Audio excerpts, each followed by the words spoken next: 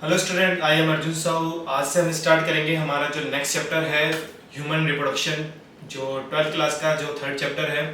अगर मैं बात करूं कि जो रिप्रोडक्शन वाले चैप्टर है कौन कौन से, जो पहला चैप्टर है ऑर्गेनिज्म वाला, जो सेकंड है फ्लावरिंग प्लांट वाला, थर्ड है ह्यूमन रिप्रोडक्शन और जो फोर्थ है ह्यूमन हेल्थ रिप्रोडक्शन वाले में। इसमें अगर इन चारों चैप्टर की अगर बात करें तो सबसे ज्यादा इंटरेस्टिंग और सबसे ज्यादा नंबर गेन वाला जो चैप्टर है वो यही है। सबसे ज्यादा नंबर इसी चैप्टर से पूछे जाते हैं और क्वेश्चंस भी, नंबर ऑफ क्वेश्चंस भी इसी चैप्टर से सबसे ज्यादा आते हैं। तो आइए स्टार्ट करते हैं हमारा थर्ड चैप्टर। सबसे पहले अगर हम बात करूं तो ये जो ह्यूमन में रिप्रोडक्शन होता है, तो रिप्रोडक्शन के बारे में आप लोग पहले भी समझ चुके हो, ठीक है। और अगर हम बात करें ह्यूमन के अंतर्गत, तो ह्यूमन के अंतर्गत एक बहुत ही ज्यादा एक विशिष्ट जो लक्षण है हमारा वो है रिप्रोडक्शन। क्यों? क्योंकि इसके द्वारा क्या होता है, हम अपने आप का जो हमारा स्थायित्व है, हम बात करें तो हम या जीव जंतु किसी की बात करें, अगर किसी में भी रिप्रोडक्शन की बात करें तो वो क्या करते हैं, अपने स्थायित्व को बनाए रखना चाहते हैं। किसको बनाए रखना चाहते हैं? अपने स्थायित्व को बनाए रखना चाहते हैं।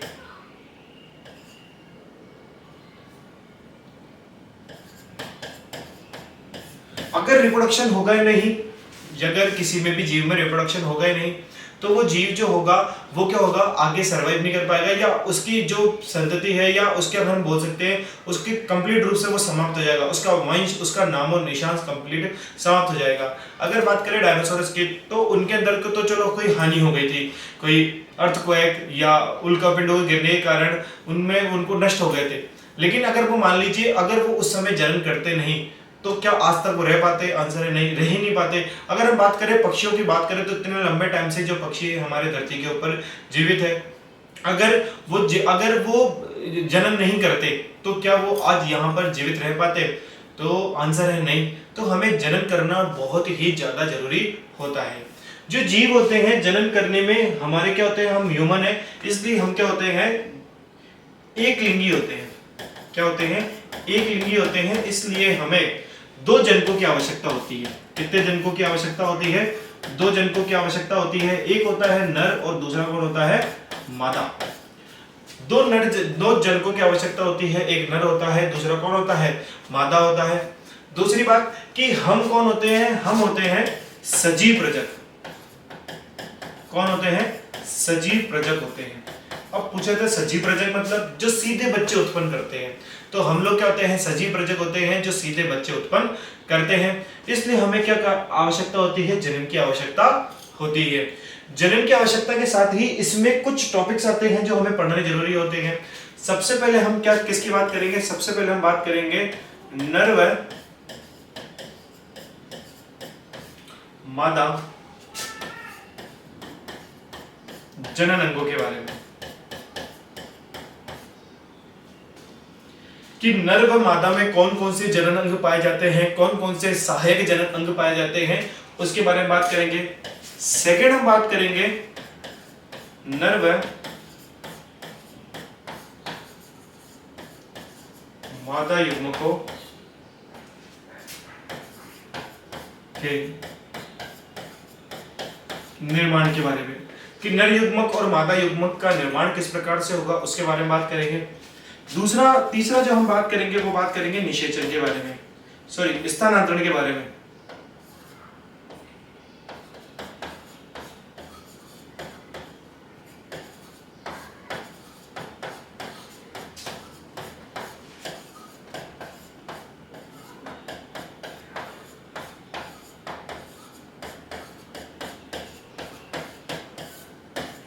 नर युग्मक का मादा के स्थानांतरण, तो नर युग्मक का ही क्यों होता है? क्योंकि नर युग्मक क्या होता है? मूवेबल होता है, अर्थात चलायमान होता है।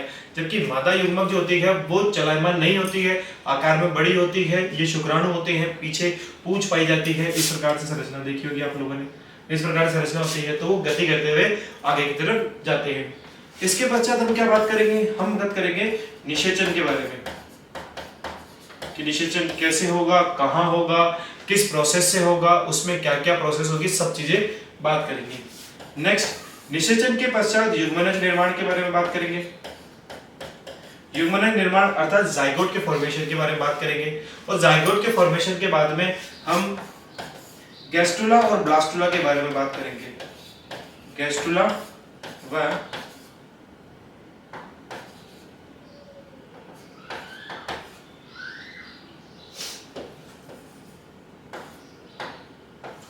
ब्लास्टुला के बारे में बात करेंगे। और इसके बाद हम बात करेंगे जो शिशु या जो चाइल्ड होता है उसके निर्माण के बारे में, कि जो 9 महीने के अंतर्गत क्या क्या प्रोसेस होगी उसके बारे में बात करेंगे। कि इसके पश्चात हम बात करेंगे प्रसव के बारे में।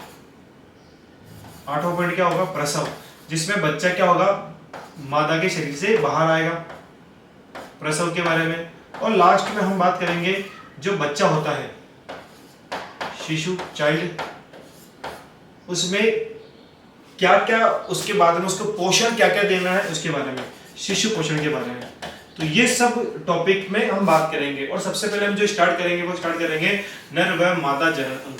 नर व मादा जनन में भी सबसे पहले हम किसकी बात करेंगे, नर जनन तंत्र के बारे में बात करेंगे। किसी भी अन्य उच्च स्तनधारियों की तरह मनुष्य भी एक सजीव प्रजक या जरायुजी या विविपेरस प्राणी होता है, जिसमें केवल लैंगिक प्रजनन ही पाया जाता है। ऐसा नहीं है कि हम अलैंगिक जनन करें, यहाँ से काटा, काट कर अलग किया, हाथ को ये नीचे पटका, अपने आप ही उससे पूरा का पूरा एक नए अर्जुन सर निर्मित हो गए, ऐसा नहीं होगा। और ये मेरा हाथ पूरा का पूरा वापस बन जाए, ऐसा नहीं हो सकता। केवल हम में कौन सा जनन पाया जाता है, अलैंगिक जनन ही पाया जाता है। देखिए नेक्स्ट, लैंगिक जनन की घटनाएं, कि लैंगिक जनन के अंदर इवेंट ऑफ सेक्सुअल रिप्रोडक्शन, कि सेक्सुअल रिप्रोडक्शन के समय क्या क्या घटनाएं या कौन कौन से इवेंट होते हैं। सबसे पहले मैंने बताया था कि मनुष्य के अंदर युग्मक का निर्माण होगा। सबसे पहले तो हम मनुष्य के अंदर जनन तंत्रों के बारे में पढ़ेंगे कि नर जनन तंत्र और मादा जनन तंत्र क्या होते हैं। फिर सेकंड मैंने बताया था युग्मकों का निर्माण होगा, जिसमें नर युग्मक तो बनेंगे शुक्राणु और मादा युग्मक कौन कहलाएंगे, अंडाणु कहलाएंगे। फिर इसके पश्चात क्या होगा, इसका स्थानांतरण होगा। फिर शुक्राणु का मादा के जन्म पथ में क्या होगा, स्थानांतरण होगा, अर्थात वीर्य सेचन होगा। क्या होगा, वीर्य सेचन होगा। ठीक है, नेक्स्ट, वीर्य सेचन के पश्चात हमने पढ़ा था कि नर युग्मक और मादा युग्मक आपस में मिलेंगे, जिसमें क्या होगा, निषेचन की प्रक्रिया होगी। क्या होगी, परिणाम स्वरूप किसका निर्माण होगा, युग्मनज का निर्माण होगा। और इसके बाद में हमने ब्लास्टोसिस्ट, जो ब्लास्टुला और गैस्ट्रुला, इनके बारे में पढ़ेंगे। प्लस जो गर्भाशय होता है उसमें जाके ये चिपकते हैं, उनके बारे में पढ़ेंगे कि किस प्रकार से चिपकते हैं। नेक्स्ट हम पढ़ेंगे भ्रूणीय परिवर्तन, कि जो बच्चा होता है उसके अंदर जो 9 महीने होते हैं, जो 9 मंथ होते हैं, उन 9 मंथों के अंतर्गत क्या होता है उसके बारे में भी देखेंगे। फिर इसके पश्चात हम देखेंगे जो शिशु का जो जन्म होता है, फिर जो प्रसव होता है, जो बच्चा 9 महीने के पश्चात शरीर से बाहर आएगा उसके बारे में देखेंगे। और फिर इसके बाद में आएगा शिशु की प्रारंभिक देखभाल। क्या देखेंगे, शिशु की प्रारंभिक देखभाल की 6 महीने होते हैं उसके अंतर्गत क्या क्या उसकी देखभाल की जानी चाहिए। ठीक है, अगर आप लोगों के सामने अगर आप देख पा रहे हो तो ये तो है एक फीमेल और ये है एक मेल। तो जो फीमेल है उसकी जो ओवेरियन कोशिका है, ओवेरियन सेल है, वो कैसी है, द्विगुणित है। द्विगुणित में क्या होता है, मियोसिस, अर्थात अर्ध सूत्री विभाजन। और आप लोगों को पता है कि जब भी कभी कहीं पर भी किसी भी कोशिका में अर्धसूत्री विभाजन होता है तो गुणसूत्रों की संख्या क्या हो जाती है, जो गुणसूत्रों की संख्या होती है वो कोशिका से क्या हो जाती है, आधी। कैसे जाती है, आधी हो जाती है। मियोसिस होने से किसका निर्माण हुआ, एग का निर्माण हुआ, और ये क्या होगा, अगुणित होगा, एन होगा। ठीक है, एन निर्मित हो गए। फिर इसके पश्चात अगर हम बात करें स्पर्मेटिक मेल के अंदर बात करें, स्पर्मेटिक कोशिका, उसमें भी मियोसिस हुआ, उसमें भी गुणसूत्रों की संख्या आधी हो जाएगी, जिससे किसका निर्माण हो जाएगा, शुक्राणु का निर्माण होगा, वो भी क्या होगा, एन होगा। ये दोनों एन और ये शुक्राणु क्या होंगे, मादा अंडाणु के पास गए, जाके मिले, जिससे क्या हुआ, फर्टिलाइजेशन हुआ, अर्थात निषेचन हुआ। निषेचन से युग्मनज का निर्माण होगा, और युग्मनज में विभेदन होगा, विभाजन होगा, कोशिकाओं का विभाजन होगा। मैंने पहले भी बताया था फर्स्ट चैप्टर में कि जब कभी भी कोशिका के अंदर, युग्मनज के अंदर समसूत्री विभाजन हो तो कोशिका की संख्या बढ़ती है और विभेदीकरण से जो उसके अंग थे उनका निर्माण होता है। तो यहाँ पर विभेदीकरण होगा, जिसमें मियोसिस अर्थात समसूत्री, माइटोसिस अर्थात समसूत्री विभाजन होगा, जिससे एक बेबी का निर्माण हो जाएगा, पूरे के पूरे एक नए बच्चे का निर्माण होगा, जो 9 महीने बाद मादा के द्वारा प्रसव क्रिया द्वारा बाहर त्याग दिया जाएगा। ठीक है, नेक्स्ट कि किशोर अवस्था में मनुष्य के शरीर में अलग अलग घटनाएं होती है। अगर आप सोचो तो मनुष्य के शरीर में कौन कौन सी घटनाएं होती है वो देखेंगे हम।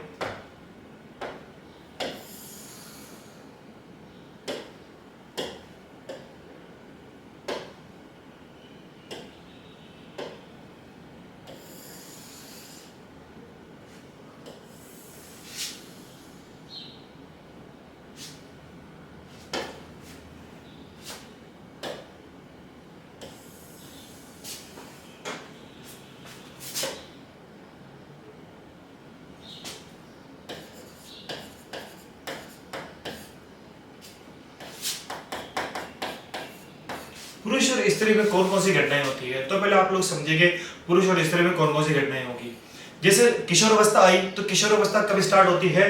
किशोर अवस्था लड़कियों में स्टार्ट हो जाती है 12 साल की उम्र में, और लड़कों में स्टार्ट होती है 14 साल की उम्र में। ठीक है, 12 साल की उम्र में जब स्टार्ट होती है तो सबसे पहले पीरियड आना स्टार्ट होते हैं, जिसे हम क्या बोलते हैं, जिसे हम कहते हैं मेनार्की कहा जाता है या रजो दर्शन कहा जाता है। ठीक है, तो उस समय क्या क्या होता है, जो लड़के होते हैं, लड़कों के शरीर में क्या क्या परिवर्तन आते हैं? लड़कों के दाढ़ी मूंछ आना स्टार्ट हो जाती है, आवाज भारी होना स्टार्ट हो जाती है, जो शोल्डर भाग है ये चौड़े हो जाते हैं, जो मसल्स होती है लड़कों में वो मसल्स ज्यादा डेवलप होने लग जाती है, और जो जघन अंग होते हैं या एक्सटर्नल जो पार्ट होते हैं उन जगहों पर या बगल में क्या होते हैं, बाल आना स्टार्ट हो जाते हैं। इसी प्रकार लड़कियों में क्या होते हैं, लड़कियों की आवाज पतली हो जाती है, लड़कियों के अंदर जो एडिपोस टिश्यू है उनका जमाव होता है स्तन ग्रंथियों के अंदर, और उनकी थाई होती है उनमें एडिपोस टिश्यू का जमाव होने लग जाता है, जिसके कारण जो हिप पार्ट होता है वो चौड़ा हो जाता है, जबकि शोल्डर के होते हैं सिकुड़ जाते हैं। लड़कियों में दाढ़ी मूंछें नहीं आती है। ठीक है, तो ये परिवर्तन आते हैं किशोर अवस्था में। अगर लड़कों की बात करें तो लड़कों में सबसे पहले परिवर्तन क्या आएगा? लड़कों में दाढ़ी मूंछ आने लगती है। ठीक है, दूसरा आवाज भारी हो जाती है। नेक्स्ट क्या होगा? आवाज भारी हो गई, नेक्स्ट होगा कंधे भाग या कंधे चौड़े हो जाते हैं।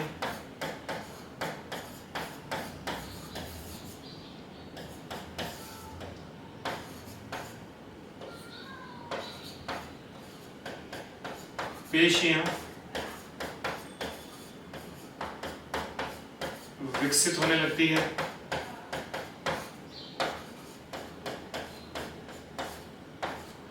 नेक्स्ट बगल व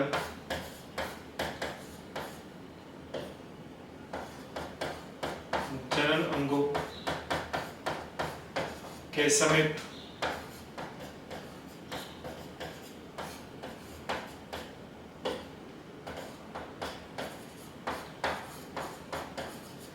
बाल उगना प्रारंभ हो जाते हैं। ये सारी प्रक्रियाएं किसके अंतर्गत होती है? लड़कों के अंतर्गत होती है। इसके अलावा लड़कियों में क्या होती है? लड़कियों में स्तन ग्रंथियों का विकास होने लग जाता है।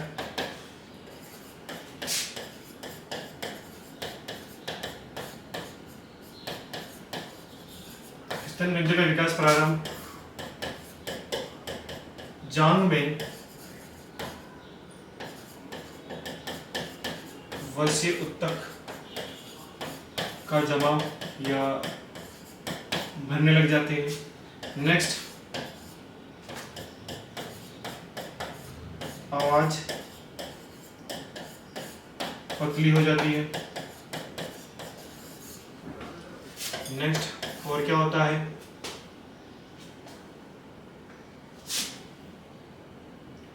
दाढ़ी मूंछें नहीं आती है। ठीक है ना, तो ये सब चीजें क्या होती है? किशोर अवस्था के अंतर्गत परिवर्तन आते हैं। लेकिन जो विभिन्नता होती है दोनों में, किशोर अवस्था में बहुत सारी चीजें सेम होती है, लेकिन विभिन्नता क्या होती है? तो विभिन्नता सुनिएगा कि जो स्त्री होती है, स्त्री और जो पुरुष होता है, स्त्री में तो क्या होंगे? शुक्राणु का निर्माण होना स्टार्ट हो जाएगा, और जो स्त्री में तो किसका निर्माण होने लग जाएगा, अंडाणुओं का,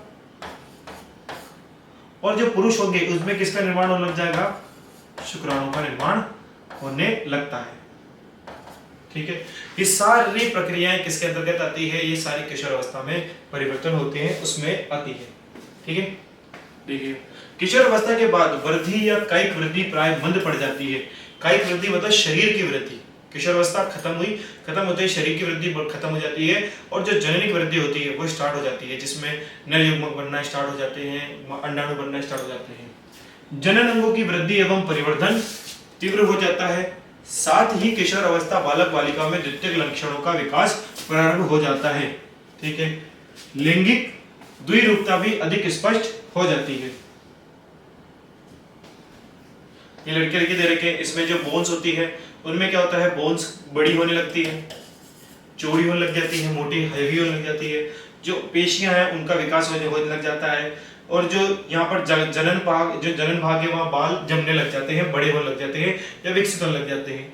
इसमें क्या होगा, यहाँ पर स्तन ग्रंथियों का विकास हो जाता है, इसकी जो मसल्स होती है वो पतली थिक हो जाती है, जबकि यहाँ पर जो इसका शोरी भाग है वो क्या होता है, चौड़ा हो जाता है। जघन भागों पे बाल उगने स्टार्ट हो जाते हैं, और यहाँ पर जो थाई होती है वहाँ पर एडिपोस टिश्यू या वसीय ऊतकों का जमाव हो जाता है। नेक्स्ट, नर एवं मनुष्य में परिघटनाएं कुछ उल्लेखनीय अंतर भी पाए जाते हैं। जैसे बताया मैंने आपको कि एक आदमी में वृद्धि हो जाने के बाद याद रखिएगा कि एक चीज और समझिए कि जो पुरुष होता है और जो मादा होती है, पुरुष अपने जीवन भर कभी भी शुक्राणु निर्मित कर सकता है, मतलब पुरुष के अंदर जीवन भर शुक्राणु निर्मित होते रहते हैं, जबकि मादा में अंडाणु एक निश्चित टाइम पीरियड तक ही रह पाते हैं, उसके पश्चात बनना स्टार्ट ही नहीं होते और या बनना बंद हो जाते हैं। ठीक है, जो पुरुष होता है वो क्या होता है, जीवन भर शुक्राणु का निर्माण कर सकता है।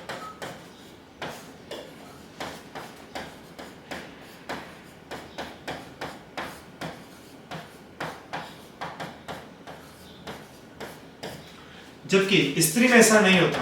स्त्री में क्या होता है, एक निश्चित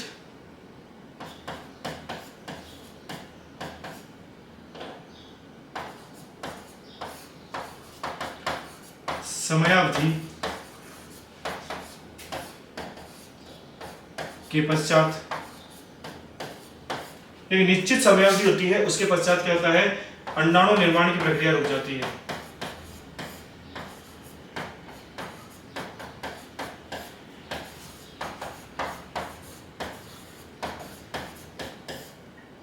रुक जाती है, और ये कब होती है, 45 से 50 साल की उम्र में, जिसे कहा जाता है मीनोपॉज। क्या कहते हैं, मीनोपॉज या रजो निवृत्ति, क्या कहते हैं इसको, रजो निवृत्ति कहा जाता है। ठीक है,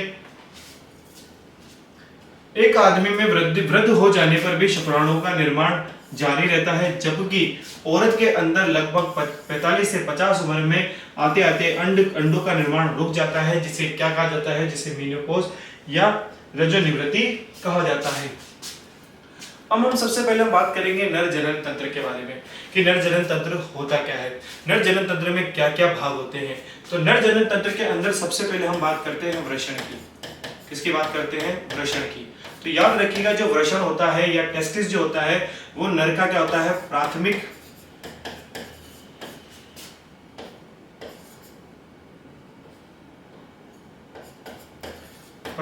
जनन अंग होता है। प्राथमिक जनन अंग कौन कहलाता है, टेस्टिस कहलाता है। क्यों कहलाता है, क्योंकि यहीं से ही शुक्राणुओं का निर्माण स्टार्ट होता है। जो शुक्राणुओं का निर्माण स्टार्ट होना है वो किससे होता है, इससे प्राथमिक जनन अंग अर्थात टेस्टिस से होता है। दूसरा इसके अंतर्गत क्या आते हैं, दूसरा इसके अंतर्गत आते हैं सहायक नलिका।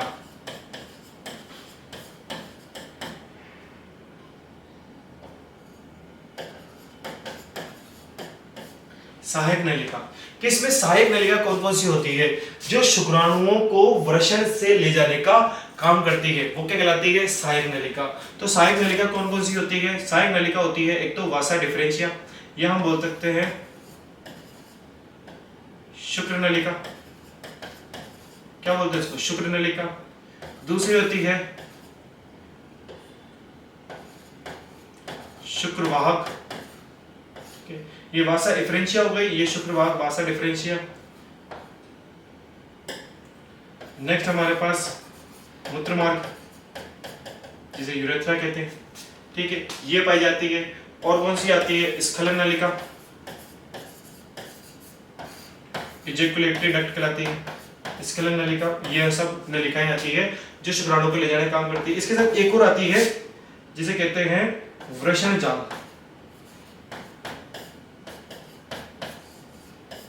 ठीक है।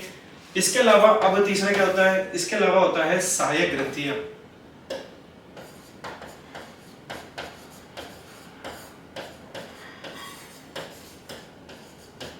ठीक है। सहायक ग्रंथियां कौन कौन सी है, पहली है शुक्राशय, कौन सी है, शुक्राशय। दूसरी है प्रोस्टेट, तीसरी है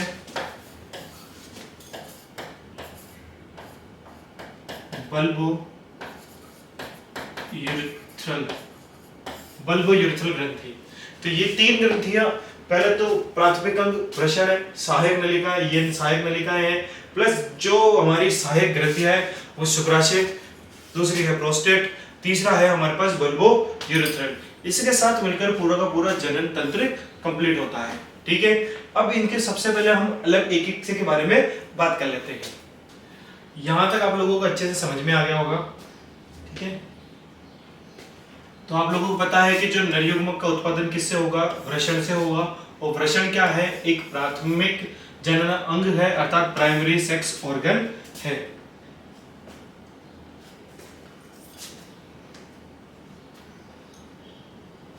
यहां पर देखिए, अगर नरयुग्मक को वृषण से शरीर के बाहर निकालने में सक्षम सहायक नलिकाएं, मतलब कौन कौन सी, अभी मैंने बताया था कि कौन कौन सी सहायक नलिकाएं होती है जो वृषण से शुक्राणु को बाहर निकालकर आगे ले जाने का काम करती है। तो सबसे पहले होती है वृषण जालिका, जिसे रेटिकुलम कहते हैं।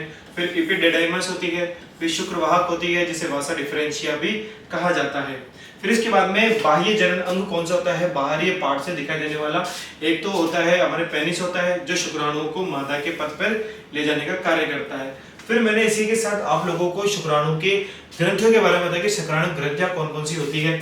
सॉरी, इसमें नर के अंदर जो जनन ग्रंथि आती है वो कौन कौन सी होती है, सहायक ग्रंथियां।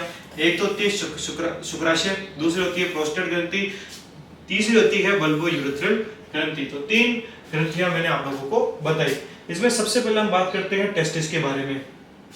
तो टेस्टिस के बारे में समझिएगा पहले तो, जिसे मान लीजिए ये है उदर, ठीक है, ये उदर है,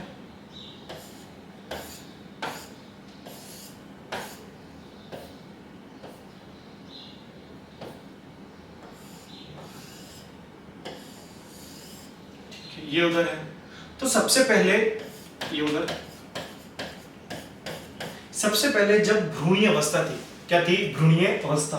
तो भ्रूणीय अवस्था में जो वृषण थे या टेस्टिस थे, भ्रूणीय अवस्था में जो वृषण या टेस्टिस थे उन वो कहाँ पाए जाते थे, वो पाए जाते थे उदर में। कहाँ पाए जाते थे, उदर के अंदर पाए जाते थे। और उदर के अंदर ये जैसे ही बच्चा जब बनना स्टार्ट होता था, उसके बाद में जब 7 से 8वां महीना हो जाता था, 7 से 8 मंथ जब हो जाते थे, तब क्या होता था कि यहाँ से ये उधर से ये वृषण क्या होता था, एक कैनाल या एक नली पाई जाती थी जिसे कहा जाता है इंग्विनल कैनाल।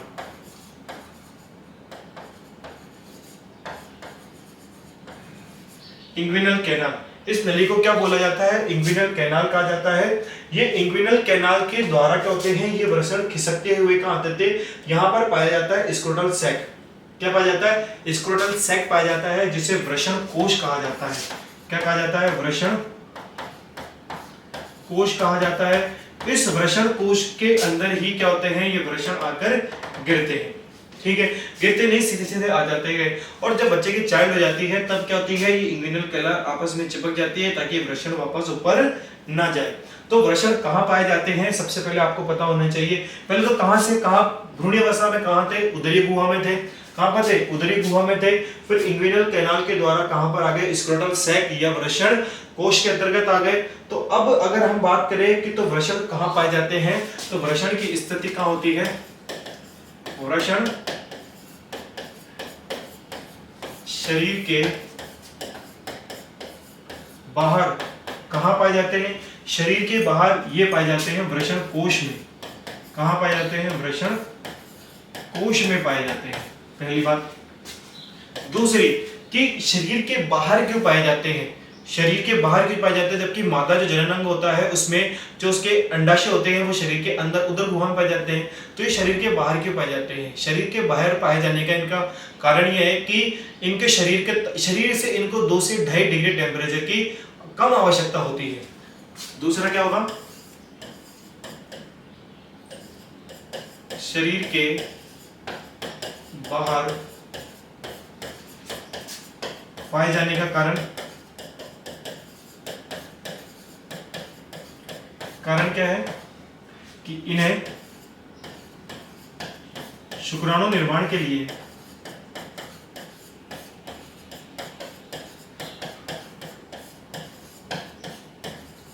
शुक्राणु निर्माण के लिए 2 से 2.5 डिग्री सेंटीग्रेड कम तापमान की आवश्यकता होती है।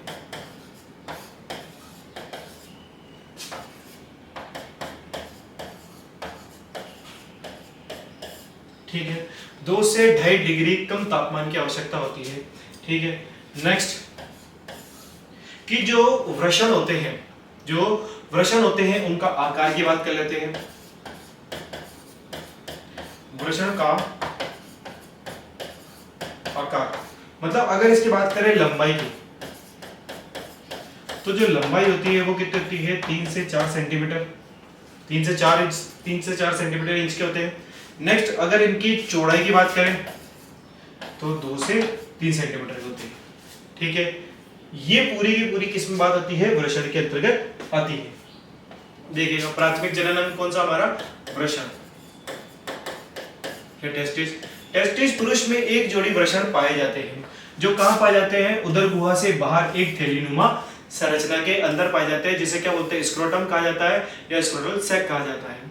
उदर गुहा से बाहर स्थित यह वृषण कोश वृषण का तापमान नियंत्रित करने का काम करते हैं, वो भी कितने? 2 से 2.5 डिग्री टेम्परेचर तक। वास्तव में शुक्राणु जनन स्पर्मेटोजेनेसिस, शुक्राणु अभी बताया था कि शुक्राणु निर्माण के लिए ये कम टेम्परेचर की आवश्यकता होती है। शरीर के आंतरिक तापमान से कम 2 से 2.5 डिग्री सेंटीग्रेड की आवश्यकता होती है। अतः वृषण का उदर गुहा से बाहर स्थित होना लैंगिक अंग का एक महत्वपूर्ण अनुकूलन है। कहा जाता है कि वृषण कोश वृषण के तापमान का नियंत्रण करता है। अगर कभी पूछा जाए कि वृषण का तापमान नियंत्रित कौन कर रहा है, तो वृषण कोश, क्योंकि वृषण कहां पाए जा रहे हैं? वृषण पाए जा रहे हैं वृषण कोश में, और वो शरीर के बाहर है। ठीक है, नेक्स्ट ये कुछ एक फैक्ट है, इसे समझिए कि जन्म से पहले पुरुष में वृषण जो होते हैं वो कहां पाए जाते हैं? उदर गुहा या एब्डोमिनल कैविटी में पाए जाते हैं। और 7 महीने के गर्भ अवस्था के बाद ये वृषण गुहा, जिसे इंग्विनल कैनाल के रास्ते होते हुए ये कहां पहुंच जाते हैं? स्क्रोटल सैक में उतर जाते हैं। अतः वृषण गुहा उदर वृषण कोश के जोड़ने वाली गुहा होती है। जो ये वृषण गुहा होती है या इंग्विनल कैनाल होती है, ये वृषण को और उदर गुहा को जोड़ने वाली होती है। वृषण की रक्त आपूर्ति से संबंधित रक्त वाहिनियां, तंत्रिकाएं, शुक्र वाहिनियां भी इसी में ही गुहा में, इंग्विनल कैनाल में पाई जाती है। नेक्स्ट बताया था मैंने कि जो वृषण होता है वो अंडाकार होता है और 4 से 5 सेंटीमीटर लंबा और 2 से 3 सेंटीमीटर क्या होता है? चौड़ा होता है। ठीक है, यहां तक आप लोगों को बात समझ में आ गई होगी। अब हम बात करते हैं वृषण के अंदर की जो आंतरिक संरचना है उसके बारे में बात करते हैं। ये वृषण के अंदर कुछ इस प्रकार से लोब पाए जाते हैं। क्या पाए जाते हैं? लोब पाए जाते हैं, और पीछे की तरफ इस प्रकार से संरचना पाई जाती है जिसे हम कहते हैं वृषण जाल। क्या बोलते हैं इसको? वृषण